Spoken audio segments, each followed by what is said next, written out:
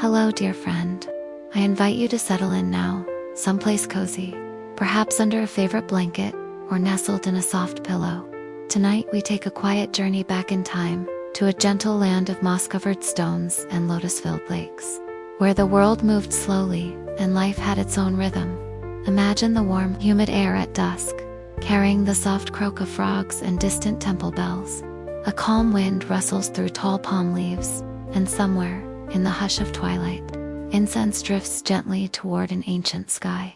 Tonight's story is of a kingdom that once shone bright, before fading into quiet reflection, a story of the Khmer Empire, and the gentle softening of its influence and reach, not in epic battles or dramatic collapse, but in small shifts. Daily routines changed.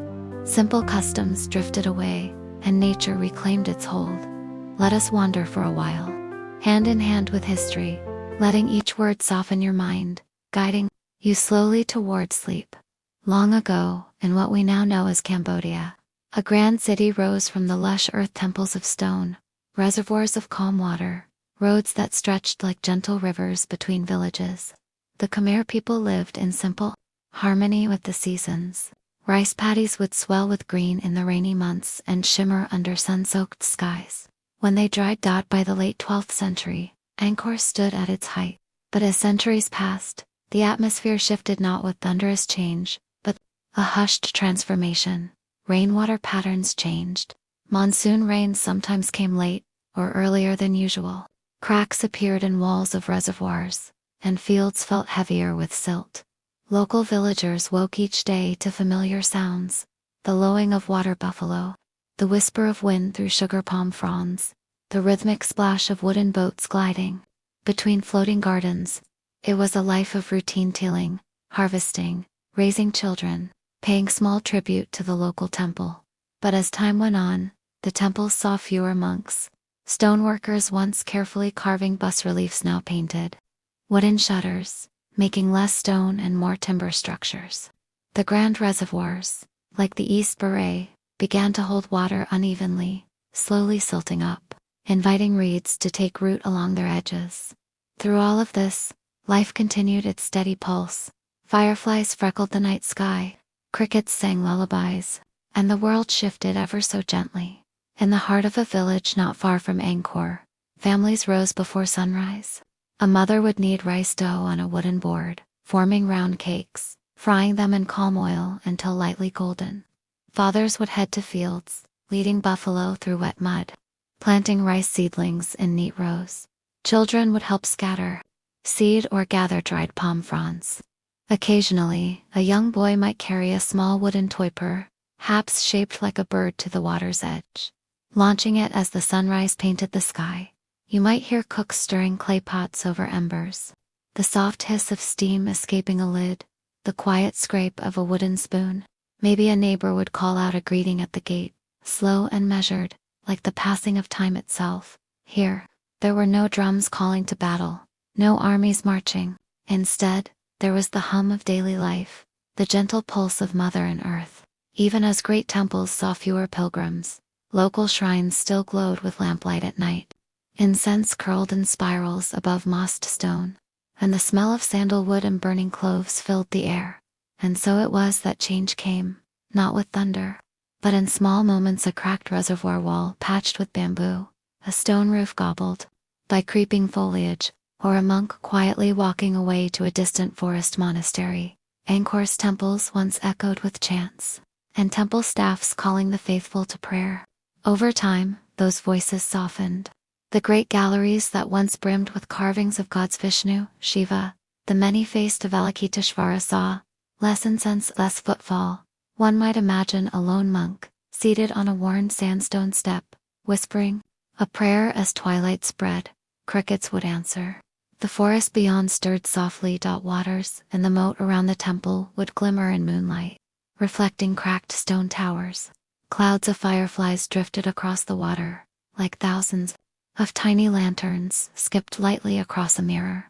Inside, stone faces, some serene, some smiling, grew streaked with plant life. Moss pink here, green there, lianas threaded through windows.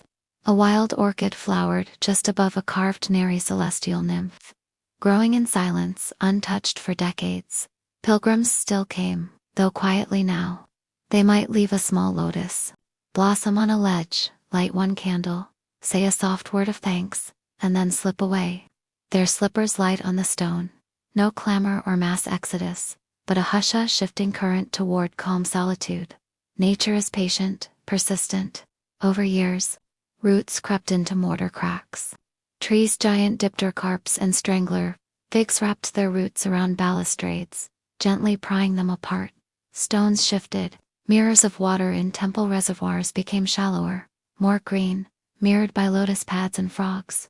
A traveler, walking by, might hear nothing but the soft patter of frog feet, or a distant owl in the canopy. No modern noise, just wind and water and life returning.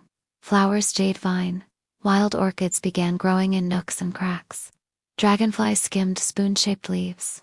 Butterflies flitted across fallen stones. In village fields nearby, reed mats lay rolled outside huts, drying in the sun. Children played around tall thatch roofs, chasing goats, or weaving wands of sugar palm for fun. All this spoke of calm continuance, of bricks and rulers fading, but people staying with their routines. Their children, their prayers, their meals, and forests gently rising back, covering what was once empire. The night deepens now, and we wander back past silent temple steps, across cool rice paddies murmuring in the breeze, beneath a blanket of stars so broad and still. In a simple house, by the water, a family lies soundly sleeping. A gentle dog lies curled at their door. Fireflies blink in slow patterns among the papyrus reeds. In our own quiet space tonight, your breathing deepens. Thoughts float away, soft as lotus petals drifting on still water.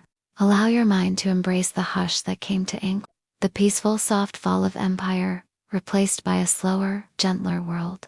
Tomorrow will come gently, and today, let it fade away into calm. Drift deeper now. Let your dreams rise like lanterns across a temple pool. Let sleep guide you softly, like that ancient evening breeze rustling bamboo leaves. After the monsoon rains begin, the world shifts ever so subtly. Imagine waking to the sound of gentle rain pattering on broad palm leaves above your head, like a soft lullaby. The mud paths glisten with tiny puddles, reflecting foxfire lightning bugs that hover low over water. Farmers tread slowly, sandals squelching in rich soil as they tend to rice that rises greener after each shower. In a small hut by the edge of a silting berry reservoir, a family gathers around a steaming pot of crowing spiced fish, soup, lemongrass, turmeric, and kaffir, lime leaf mingling in the broth. They sip slowly, listening to rainwater drip from the eaves. The hush a comfort rather than a burden. Nearer the temples, lush greenery grows thicker. Moss carpets, stone surfaces, making them soft to the touch. Small pools form in fallen stone. Blocks a monk arrives barefoot through wooden walkways, carrying a simple wooden bowl. He pauses at a lotus pond, touches the petal of a primrose-colored blossom, closes his eyes, and bows. The air smells sweet and damp earth leaf and moss combined. Morning birds converse in skittish bursts. Understand that in this phase, the empire doesn't collapse, drifts out, like a tapestry gently unraveling. Thread by thread. Around midday, artisans in small villages continue their peaceful work. Woodcarvers shape doorways for tick homes. Potters' wheels turn slowly, hands pressing wet clay into rounded jars and bowls. Weavers at loom seats intertwine threads dyed with red from laterite soil, or pale green from local leaves. In the midday sun, temples stand spare and empty. Occasional pilgrims leave further behind. Simple crafts are all that remain. Lanterns folded in geometric shape hung gently from rafters, palm leaf hats drying in the sun, humble sandals woven from soft palm fronds. At these moments, the empire's grand glory is hidden, but the heartbeat of everyday life pulses strong and soft. Each bowl or statue carved is a quiet testament to a world still singing, but in a softer key. Come dusk, villagers drift towards still water. Gentle boats carved from and reinforcing the memory of Phoenician logs, repurposed centuries later, slide across twilight pools. Children dip toes, laughing softly. Women on the banks rinse rice and dishes in the calm water. Small wooden shrines glow as lamplight flickers inside. The horizon shimmers rose and mauve hues dissolve into violet. Reeds rustle. A quiet breeze carries the scent of blossoming jasmine and the distant note of temple bells, though quieter now, more of a murmur than a call. A solitary fisherman returns with a few small fish, lays them on a banana leaf, just enough for the family's midday meal tomorrow. He sits, eyes gentle, watching the reflected sky rippled in these moments. You feel the delicate symmetry between people, water, temple, and earth. Each makes up the soft intonation of a world that once roared but now listens. As evening deepens, the village slows to a soft hush. A line of clay oil lamps is lit one by one, their flames dancing gently in the warm breeze.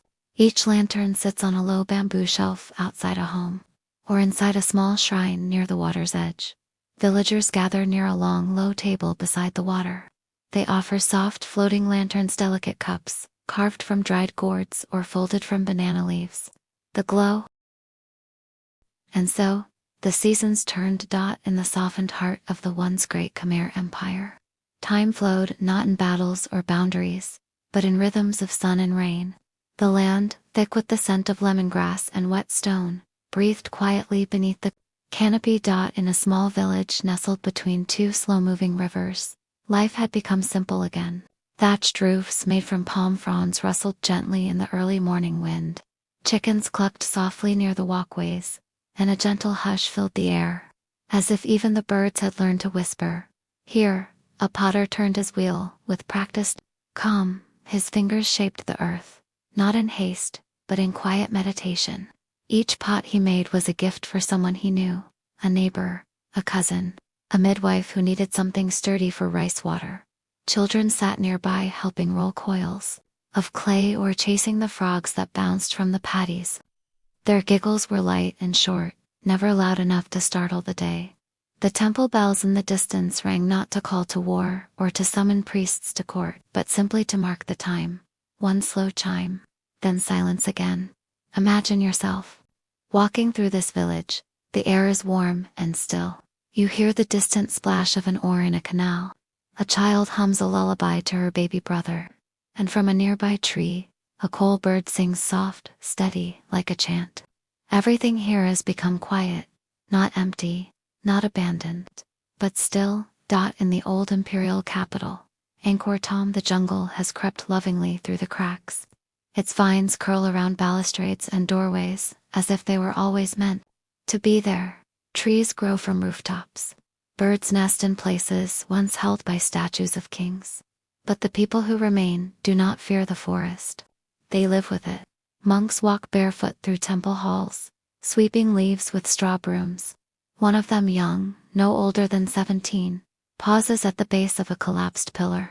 He places his palm against the stone, breathes in slowly, and whispers a verse of the Dhammapada, not to awaken the gods, but to remind the stone it is still loved. Not far from the crumbling gates, an elder woman prepares herbal tonics. She boils water in a blackened clay pot, adding stalks of lemongrass, ginger root, and a sliver of turmeric.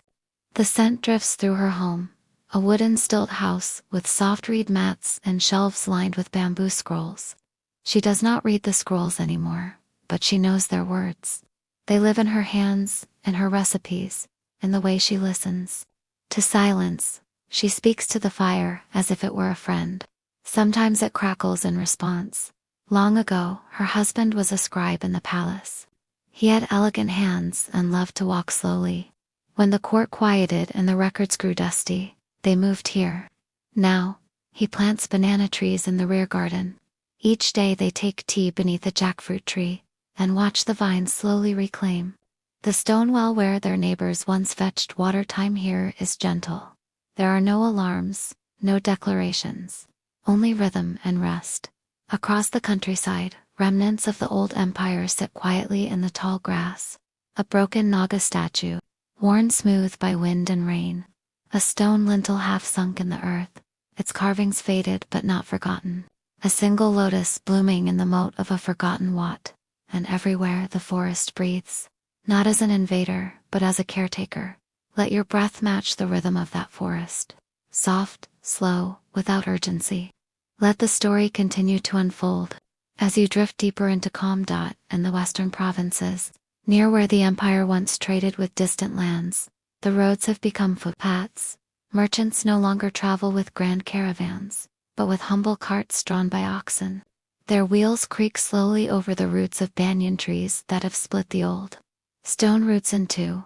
But trade still happens, not in gold or precious stones, but in palm sugar, rice cakes, and gently dyed cloth. At a quiet market near the base of an overgrown hill temple, a woman sells sweet mango slices wrapped in banana leaves. She smiles to every visitor, even those she does not know, and her voice is always hushed, like a prayer offered to the morning wind. Beside her, a man sells carved wooden birds, each with wings outstretched as if forever mid-flight. He does not speak much, but hums a tune passed down by his grandfather, who once sang it during the planting season. A small boy, no more than 5, carries a basket of tamarind pods and watches the world with wide eyes. To him, this quiet world is not the ruin of something greater. It is simply the world as it has always been. And maybe, in its way, it has always been enough. The temples of Angkor, though faded, are not forgotten. Pilgrims still arrive, not in processions, but in pairs or alone, walking barefoot through the jungle paths. They bring no banners, only incense and lotus petals. When they arrive, they do not shout prayers. They sit, they breathe, they listen. One of them, an old monk with silver in his beard, kneels beside a crumbling lion statue. He rests his hand on the warm stone and whispers in Pali, "May all things return to stillness. May all beings find peace." You can hear the faint rustle of palm trees in the background. Perhaps a soft breeze. Perhaps the sigh of something ancient, now at ease. Even the royal elephants are quieter now, no longer dressed in gold or paraded before crowds. They roam in groves near the temples, guided by caretakers who treat them with reverence. In the evenings, as fireflies blink along the riverbanks, the elephants splash in the shallows, their great forms outlined by starlight. Far from the capital, in a coastal village where the waves brush gently against the sands, an old man carves stories into driftwood, not for fame and not for kings, but for his grandchildren, who gather each evening to hear him tell tales of the moon, of old spirits who once rode the monsoon winds, and of how the empire, though softened, still whispers its name through the trees. And perhaps, if you sit long enough beneath the stars, you too will hear it, not as a cry, but as a lullaby. Absolutely. Let's gently continue the story of the soft fall of the Khmer Empire, part 2 right here. Settle in, breathe slowly, and let your mind drift to the softened rhythms of a world long past. In the early hours of the day, when dew still clings to the tall elephant grass and the light is the color of old parchment, the people of a forest hamlet begin to stir, but they do so without hurry. A man steps outside his stilted home, stretching with the slow patience of someone who knows that time is not to be chased, but met halfway. His name is Sefel, and his job, if you could call it that, is simply to tend the bees. Their hives hang from low-hanging limbs of the sapodilla trees, shaped like woven teardrops. The bees are quiet this morning, sluggish from the cool. Sefel hums to them, not for their sake but his own.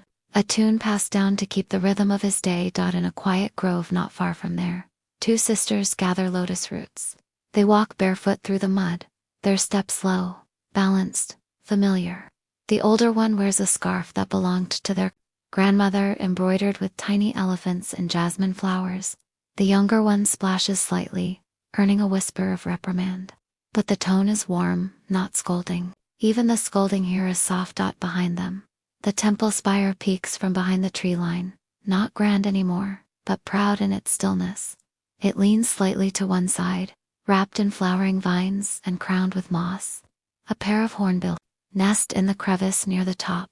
Each day they bring small twigs and bright berries. The monks below smile as they pass, considering the birds as caretakers now. Inside the temple, the air is cool and smells faintly of sandalwood and thyme. The floors are swept clean by woven palm brooms. No one speaks loudly. No one needs to. A young monk chants the evening verse even though it is morning, not out of confusion, but preference. His teacher smiles from a bench near the doorway, sipping tea from a cracked ceramic cup. The past is not mourned here. It is simply carried. Somewhere downriver, a woman repairs an old fishing net. Her name is Dara, and her hands are weathered from years of work in water. She sits beneath a banana tree, pulling twine with gentle precision. Around her, the village children chase butterflies with long blades of grass, laughing in the way that only children do, joyfully, but without needing to pierce the silence. Overhead, the clouds drift lazily, casting wide pillowy shadows across rice fields. The stalks sway in waves, whispering among themselves in green-gold tongues. From time to time, a bell rings, not to mark the hour, but to call someone to lunch, or to prayer, or to rest. Evening approaches slowly, like honey poured from a jar. Let your breath rise and fall with the rhythm of those fields. Soft, easy, nothing hurried. Let your mind nestle into the stillness that comes not from endings, but from the gentleness of change. As the sun lowers toward the horizon, the light turns amber and gold, washing the world in a warm, quiet glow.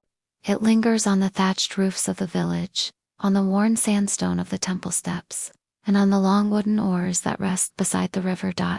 In one such village, where the trees crowd protectively around the houses and the wind carries the scent of wood smoke and lemongrass, a grandfather sits on the low step of his home, carving a small animal from a piece of driftwood. His blade is old but sharp, and his hands remember what his eyes no longer see. A child, his grandson, watches in silence, fascinated by the curls of wood that fall to the ground like ribbons. He does not interrupt. The world has taught him patience. Behind them, the grandfather's wife prepares rice over a clay stove.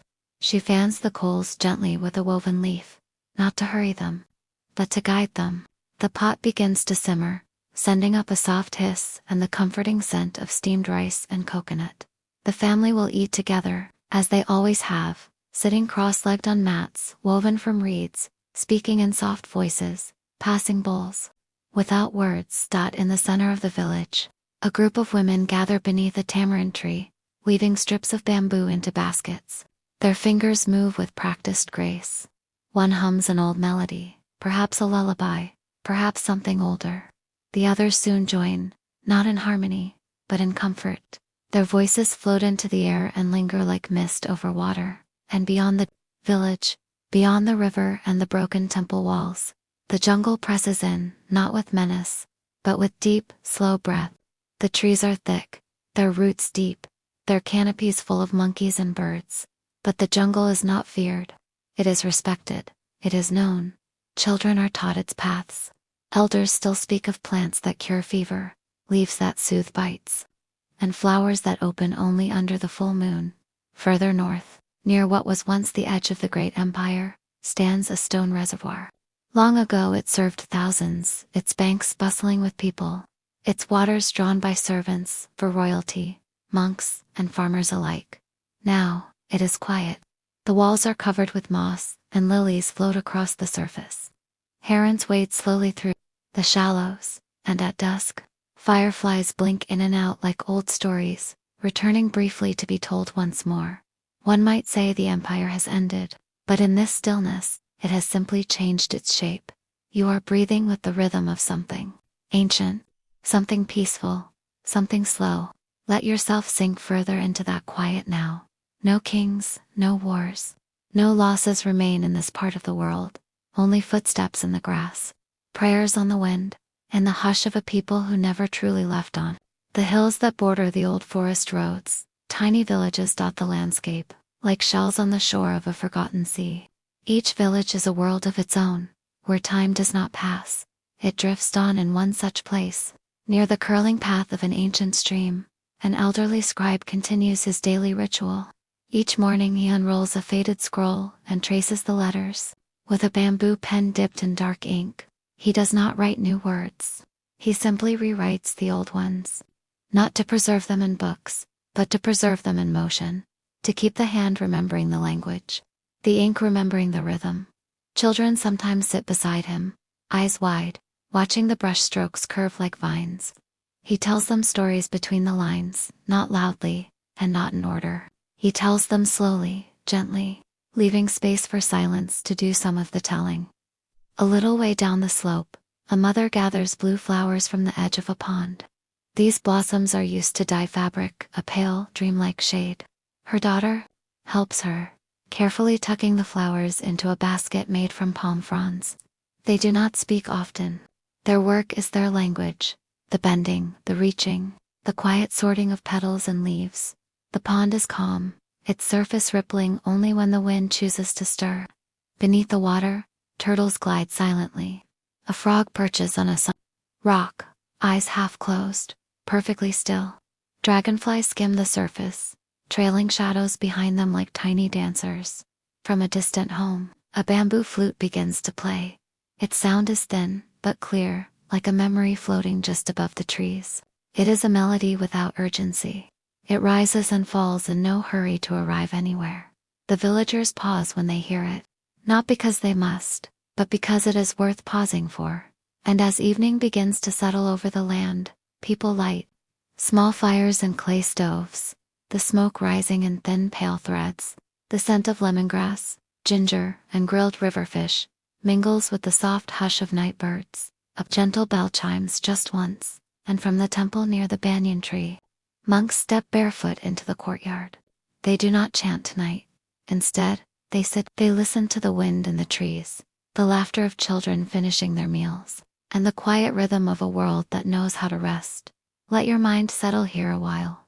Imagine the soft sounds, the hush of crickets, the faint crackle of cooking fires, the breeze brushing through bamboo leaves.